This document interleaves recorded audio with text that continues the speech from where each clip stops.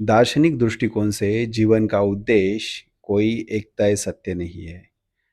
अलग अलग विचारक दार्शनिक अलग अलग विचारधाराएं देते हैं। आइए देखते हैं क्या क्या है। पॉइंट नंबर वन, लाइफ का मीनिंग हम बनाते हैं। कुछ विचारक ये मानते हैं कि जीवन का उद्देश्य पहले से तय नहीं होता है। हम अपने चुनाव, कर्म और अनुभव से ही अपना अर्थ खुद रचते हैं। जीवन को अर्थ देना हमारा काम है। पॉइंट नंबर टू, सुख और दुख का संतुलन। कुछ विचारक क्या मानते हैं कि जीवन का उद्देश्य है दुख को कम करना और सुख को बढ़ाना। अपने और दूसरों के लिए अधिकतम भलाई करना ही लक्ष्य है। पॉइंट नंबर थ्री, कर्तव्य और नैतिकता। इम्यूअल कांट क्या कहते हैं कि हमारे जीवन का उद्देश्य सिर्फ सुख नहीं है, ये तो नैतिक जीवन है। इंसान को ऐसे काम करने चाहिए जो सार्वभौमिक रूप से सही हो, क्योंकि जीवन एक नैतिक जिम्मेदारी निभाने के लिए है।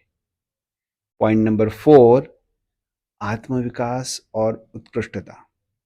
कुछ विचारक ये मानते हैं कि जीवन का उद्देश्य एक सार्थक, विकसित और सजग जीवन है। अपने सर्वोत्तम रूप तक पहुंचना ही हमारा वास्तविक उद्देश्य है, यानी कि खुद को निखारना और सार्थक जीना ही हमारा ध्येय है। पॉइंट नंबर पांच, शून्यता और स्वीकृति। बौद्ध और पूर्वी दर्शन ये मानते हैं कि जीवन अनित्य है, सब बदलता रहता है।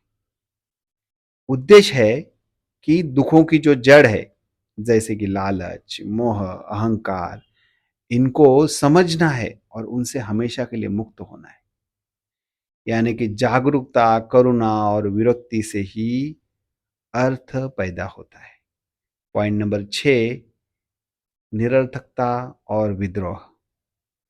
कैम्यू कहते हैं कि जीवन अपने आप में निरर्थक हो सकता है, लेकिन हम बगैर निराश हुए विद्रोह के साथ जीकर अपना अर्थ खुद बना सकते हैं।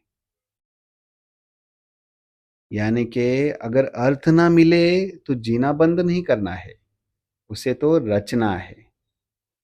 अंतिम निष्कर्ष में ये कहते हैं कि जीवन का उद्देश्य बाहर से नहीं मिलता है, वो तो चिंतन, कर्म, जागरूकता और अनुभव से स्वयं